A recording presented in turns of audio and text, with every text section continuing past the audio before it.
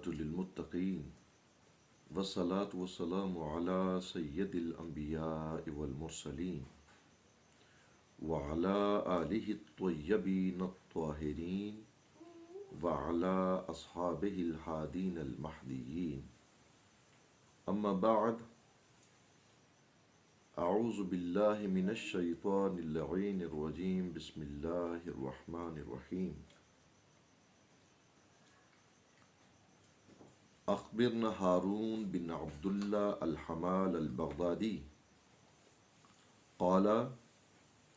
حدثنا محمد بن عبد الله بن الزبير الأسدي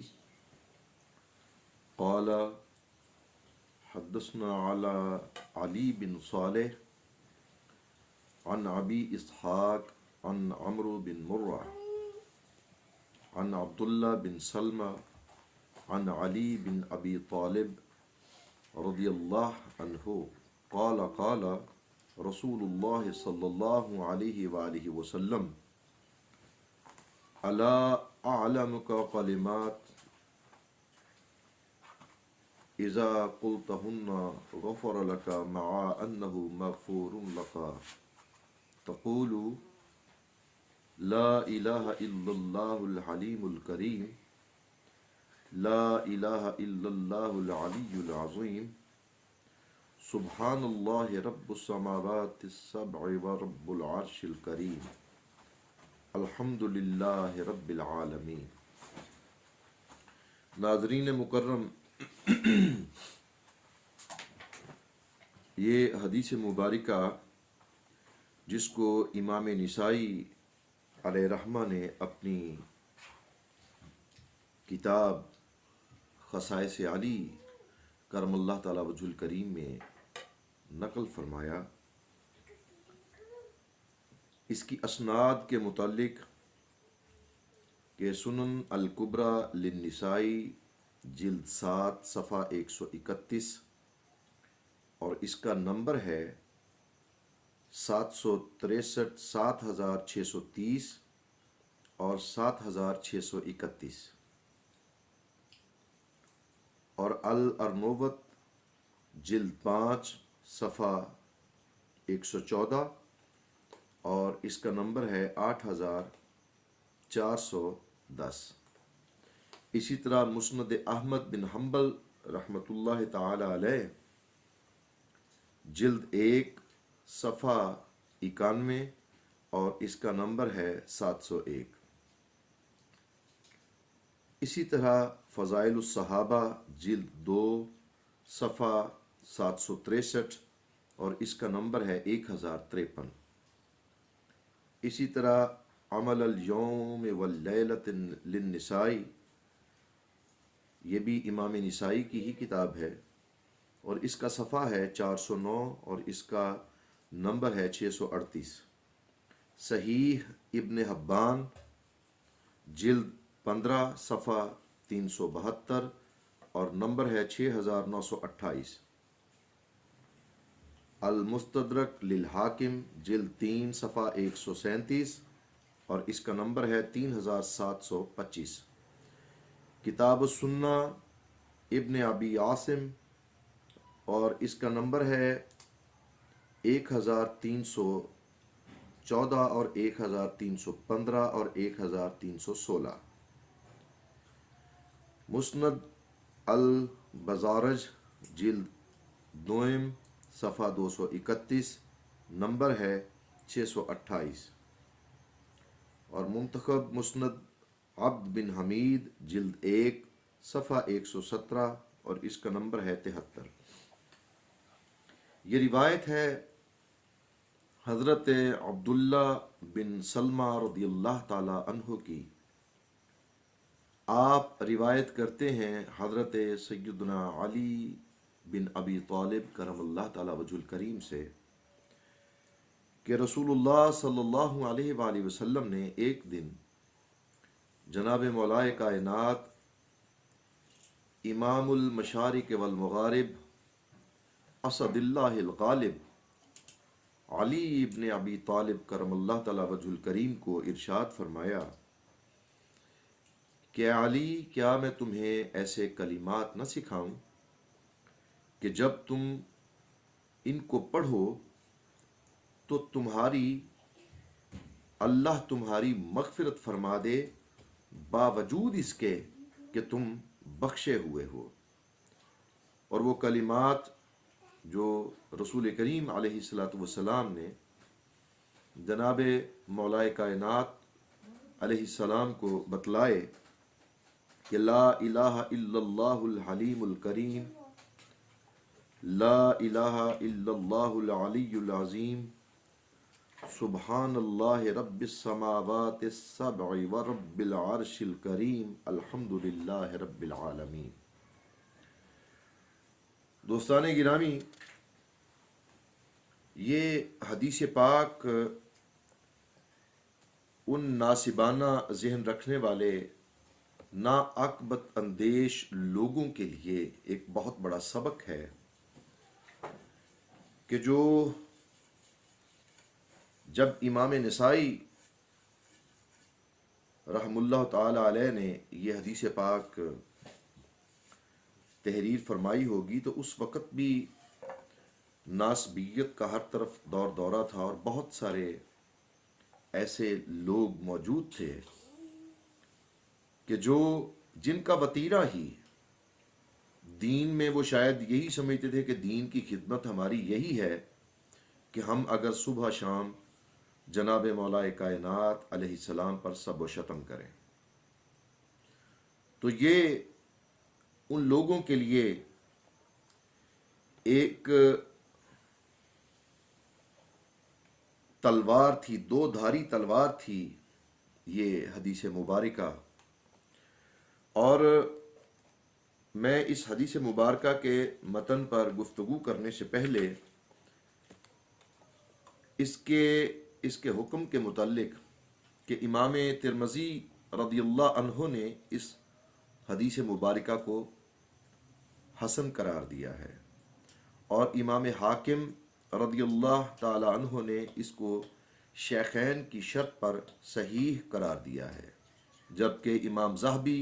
رحمۃ اللہ علیہ نے ان کی موافقت، یعنی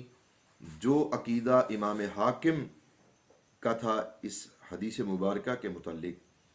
وہی عقیدہ جناب امام ذہبی علیہ رحمہ کا ہے، اور شیخ شعیب الارنوت نے بھی اسے صحیح کہا ہے۔ اور یہ تمام جو ہیں یہ تعلیقات الاحسان بالترتیب صحیح ابن حبان جلد 15 صفحہ 372 پر موجود ہیں۔ اب ذرا تھوڑا سا اس حدیث مبارکہ سے آگے چلتے ہیں کہ یہ ایک روایت تو ہے جناب عبداللہ بن سلمہ رضی اللہ تعالی عنہ سے، اس کے علاوہ حضرت عبد الرحمن بن ابی لیلہ رضی اللہ تعالی عنہ سے بھی اسی طرح ایک حدیث مبارکہ روایت ہے۔ سند کا فرق ہے لیکن الفاظ وہی ہیں کہ جو پہلے جناب ابی سلمہ رضی اللہ تعالی عنہ نے بیان کیے کہ اخبرنا علی بن محمد بن علی المسیسی قال اخبرنا خلف بن تمیم قال حدثنا اسرائیل حدثنا ابو اسحاق عن عبد الرحمن بن ابی لیلہ عن علی بن ابی طالب رضی اللہ تعالی عنہ قال النبی صلی اللہ علیہ وآلہ وسلم لا اعلمک کلمات اذا قلتهن غفر لك على انه مغفور لك لا اله الا الله العلی العظیم لا الہ الا اللہ الحلیم الکریم سبحان اللہ رب العرش العظیم الحمد للہ رب العالمین۔ یہاں پر صرف ایک لفظ کا فرق ہے کہ جہاں پر سبحان اللہ رب السماوات السبع ورب العرش الکریم کہا گیا، یہاں پر سبحان اللہ رب العرش العظیم۔ باقی مفہوم اس حدیث مبارکہ کا وہی ہے کہ اے علی میں تم کو وہ کلمات نہ سکھاؤں کہ جن کے ادا کرنے سے تمہاری بخشش ہو جائے باوجود اس کے کہ تم بخشے ہوئے ہو۔ اچھا، اگر یہ بات کوئی عام آدمی کرے تو بے معنی ہو جاتی ہے کہ باوجود اس کے کہ تم بخشے ہوئے ہو، باوجود اس کے کہ تم یہ قدرت، یہ طاقت، یہ فضیلت یا یہ صفت رکھتے ہو،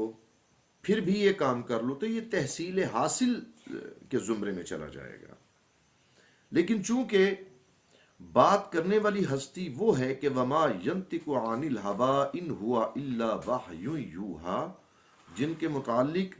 رب قدوس نے قرآن کریم میں سند ارشاد فرما دی کہ میرے محبوب کی زبان اطہر سے نکلا ہوا ایک جملہ بھی میری مرضی کے بغیر نہیں ہے۔ ان کا کہنا، ان کا بولنا، ان کا کسی کو بشارت دینا، ان کا کوئی اعلان کرنا، ان کا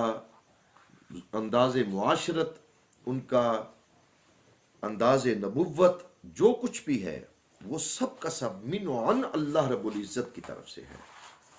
کہ نبی اپنی مرضی سے کچھ نہیں کہتا نہ ہی کرتا ہے، بلکہ جو کچھ کہتا ہے، جو کچھ کرتا ہے، وہ اللہ کی مرضی کے عین مطابق ہوتا ہے۔ اور اسی لیے تو اللہ رب العزت نے فرمایا کہ من یطع الرسول فقد اطاع اللہ، کہ میرے رسول کی اطاعت کرو، کیونکہ میرے رسول کی اطاعت ہی در حقیقت اللہ کی اطاعت ہے، میرے رسول کی محبت ہی در حقیقت اللہ کی محبت ہے، میرے رسول سے دوستی ہی در حقیقت اللہ سے دوستی ہے، اور میرے رسول کا ذکر ہی در حقیقت اللہ کا ذکر ہے، میرے محبوب کی مدح سرائی ہی در حقیقت اللہ کی مدح سرائی ہے۔ تو اس ضمن میں گفتگو کو جتنا بھی طویل کرنا چاہوں، راتیں گزر سکتی ہیں، دن گزر سکتے ہیں، لیکن یہ جو شان کریمی اللہ رب العزت نے اپنے محبوب کریم علیہ الصلوۃ والسلام کو عطا فرمائی، اس کے متعلق ساری دنیا کے علماء، محدثین، مفکرین، مجددین، جتنے بھی فصحاء، بلاغت و فصاحت کے بڑے بڑے ماہر مل کر ساری زندگی تا قیامت لگے رہیں تو اس کی تشریح کرنا ناممکن ہے۔ تو چونکہ آقا علیہ الصلوۃ والسلام نے یہ ارشاد فرمایا مولا کائنات سیدنا علی کرم اللہ تعالی وجہ الکریم کی ذات کو کہ علی، باوجود اس کے کہ تم بخشے ہوئے ہو، اگر یہ کلمات پڑھو تو اللہ تمہیں بخش دے گا، باوجود اس کے کہ تم بخشے ہوئے ہو۔ اب یہاں پر ایک تھوڑی سی بات میں جناب کے علم میں لانے کے لیے کہ یہ جو بخشش، یعنی یہاں پر مغفرت کا جو لفظ استعمال کیا گیا ہے، یہ اس پر تھوڑی سی ہم اگر تھوڑی سی بات کر لیں تو بہتر ہوگا کہ جیسا کہ نبی کریم علیہ الصلوۃ والسلام نے جو جملہ جناب مولا کائنات کرم اللہ تعالی وجہ الکریم کو ارشاد فرمایا کہ اذا قلتہن غفر لک مع انہ مغفور لک، جب تم یہ کلمات کہو گے تو تمہاری بخشش ہو جائے گی، اس کے باوجود کہ تم بخشے ہوئے ہو۔ اب اگر یہ بات کوئی عام آدمی کرے تو پھر ایک عبث اور بیکار قسم کی بات، لیکن چونکہ یہ بات کرنے والی ہستی وہ ہیں کہ جن کے متعلق ایسا سوچنا بھی کفر ہے، تو اب ذرا غور کرنا پڑے گا۔ اگر کتاب و سنت کے حوالے سے غور کیا جائے تو مغفرت کے کئی درجات ہیں جو انسان کے سامنے آتے ہیں، اور پھر یہ بات سمجھنے کے قابل ہے کہ مغفرت کا تعلق صرف انسان کے گناہوں کی معافی کے ساتھ ہی نہیں ہے، بلکہ مغفرت کا تعلق گناہوں کی معافی سے آگے بڑھ کر انسان کے درجات کی بلندی کے ساتھ بھی ہے۔ اب اس کی مثال یہ ہے کہ سید الانبیاء جناب حبیب کبریا، جناب سید زہرا کے بابا حسنین کریمین علیہ السلام کے سلام اللہ علیہ اجمعین کے نانا، آپ سے بڑھ کر کس کا رتبہ ہو سکتا ہے؟ آپ سے بڑھ کر کائنات میں کوئی ہستی ایسی نہیں کہ جس کو اللہ نے شان انفرادیت بخشی ہو۔ یا جو نعمتیں اللہ رب العزت نے، جو فضل و اکرام اپنے محبوب پہ کیا، وہ شاید ہی کسی اور پر کیا ہو. لیکن باوجود اس کے کہ اللہ نے اپنے محبوب کو رحمت للعالمین بنا کر بھیجا، عالم ما کانا وما یکون بنا کر بھیجا، والضحا کا مکھڑا واللیل کی زلفیں، ما زاغ البصر کی آنکھیں، یاسین کا صحرا، طٰہٰ کی پیشانی اور علم نشرح کا سینہ عطا کر کے بھیجا. باوجود اس کے کہ شفاعت کا علم اپنے محبوب کے ہاتھ میں عطا فرمایا، باوجود اس کے کہ جب قیامت میں کوئی سایہ نہ ہوگا ما سوا اللہ کے سائے کے، اور وہ سایہ اگر میسر ہوگا تو فقط اس ذات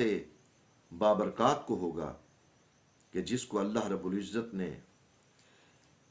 نام محمد صلی اللہ علیہ وسلم سے یاد فرمایا. اس کے باوجود آپ، ایک روایت میں آتا ہے کہ 70 مرتبہ مغفرت فرماتے تھے، معصوم عن الخطا، ہر قسم کی خطا اور غلطی سے منزہ و مبرہ ہونے کے باوجود. اور ایک روایت میں تو 100 مرتبہ آتا ہے، بلکہ کثرت سے یہ روایت سامنے آئی کہ 100 مرتبہ روزانہ جناب سرور کونین، شفیع المذنبین، رحمت للعالمین، راحت العاشقین، مراد المشتاقین، شمس العارفین، سراج السالکین، مصباح المقربین، محب الفقراء والغرباء والیتامى والمساکین، 100 مرتبہ استغفار کرتے تھے اللہ رب العزت کی بارگاہ میں. یعنی مغفرت کا تعلق، استغفار کا تعلق صرف گناہوں کی معافی نہیں، بلکہ چونکہ اللہ کی بارگاہ میں جو درجات کی بلندی ہے اس کی کوئی حد نہیں ہے، اللہ کے قرب کی کوئی حد نہیں. بس جتنی انسان استغفار مغفرت طلب کرے گا اتنا ہی وہ اپنی مالک کی بارگاہ میں بلند و بالا اور قرب والا ہوتا چلا جاتا ہے. یعنی مغفرت جو ہے، استغفار جو ہے، یہ قدرت کاملہ کا عظیم الشان تحفہ ہے. اسی پر امام مجدد الدین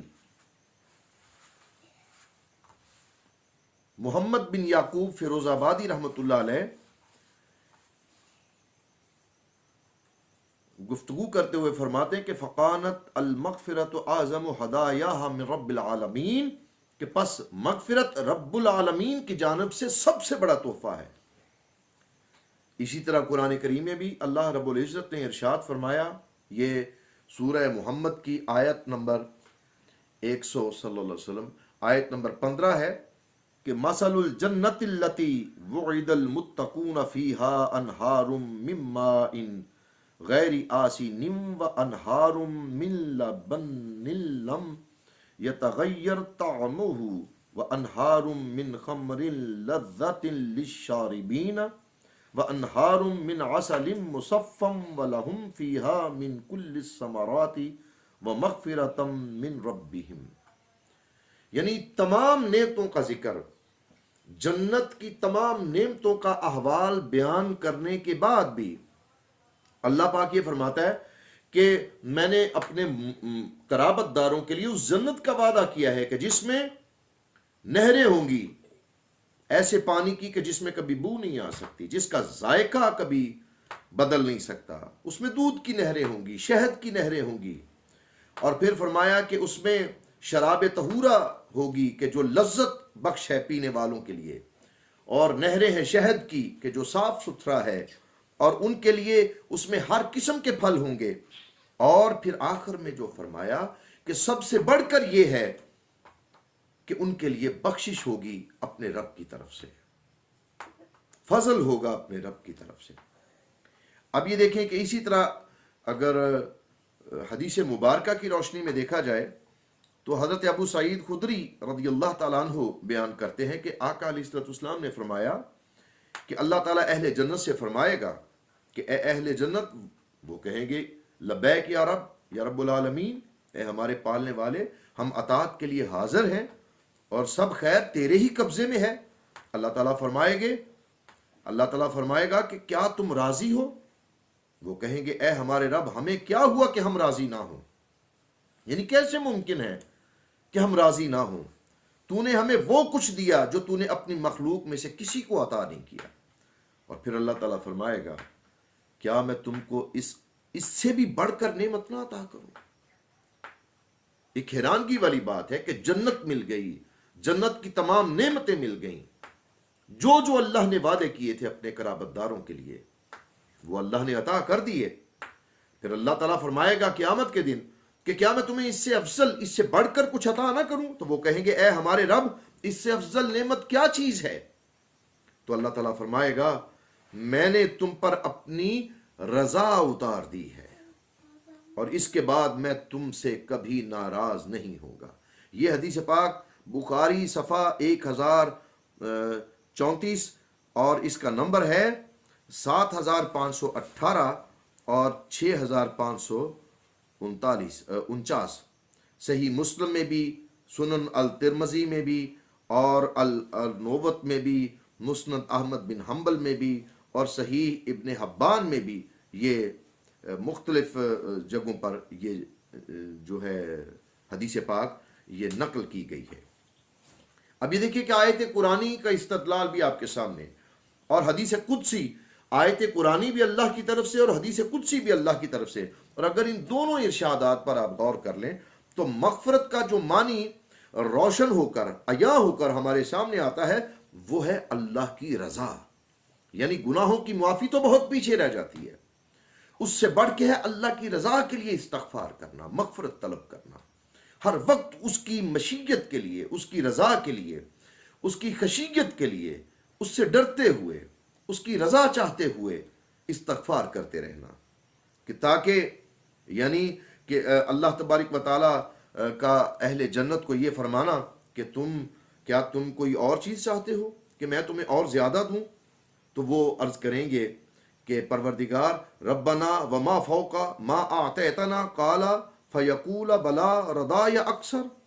آپ نے جو ہمیں عطا کر دیا ہے اس سے زیادہ اور کیا ہو سکتا ہے؟ تو حضور اکرم علیہ الصلوۃ والسلام فرماتے ہیں کہ اللہ تعالیٰ فرمائے گا کیوں نہیں،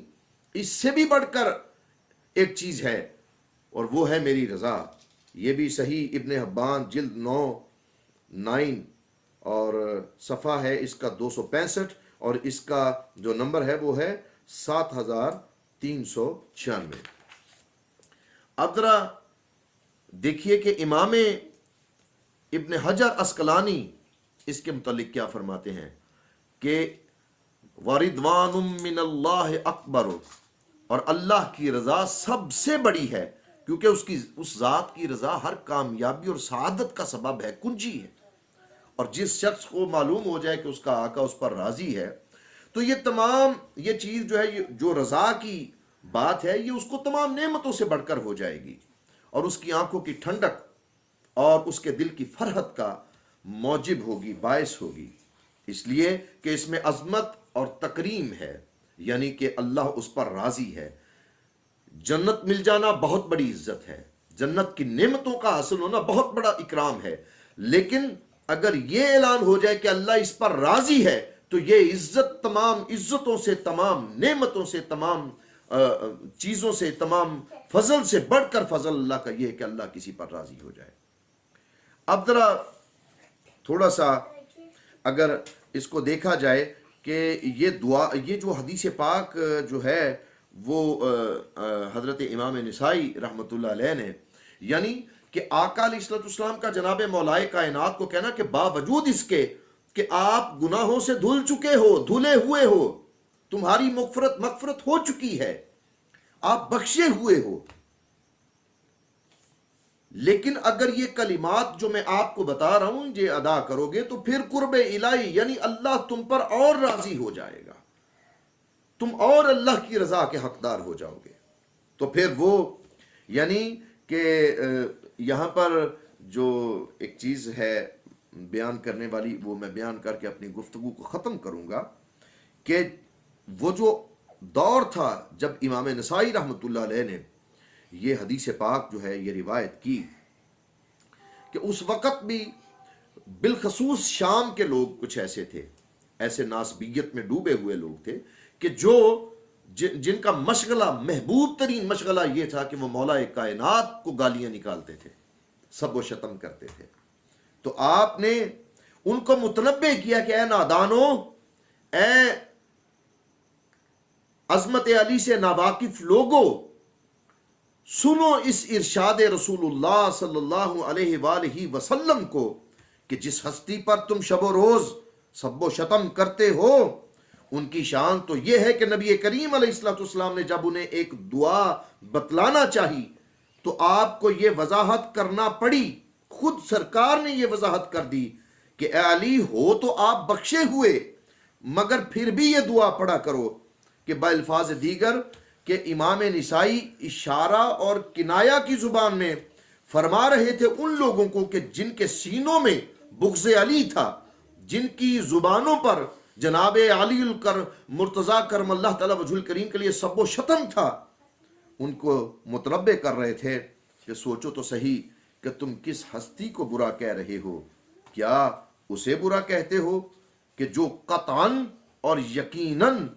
مغفور من اللہ ہے. اللہ رب العزت ہمیں رسول کریم علیہ السلام کی غلامی میں، آپ کی اطاعت میں اور آپ کے پیاروں کی محبت میں، آپ کے اہل بیت کی محبت میں،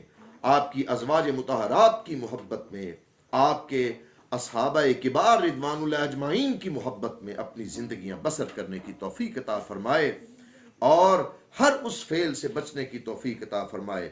کہ جس سے میرے آقا کریم علیہ السلام کے کسی پیارے کی کوئی گستاخی یا ناقدری سرزد ہونے کا خطرہ ہو. اللہ رب العزت ہمارا خاتمہ بالایمان کرے اور ہمیں اپنے محبوب علیہ السلام اور آپ کی اہل بیت اور آپ کی ازواج مطہرات و آپ کے اصحاب کے ساتھ معشور فرمائے. وآخر دعوانا ان الحمد للہ رب العالمین.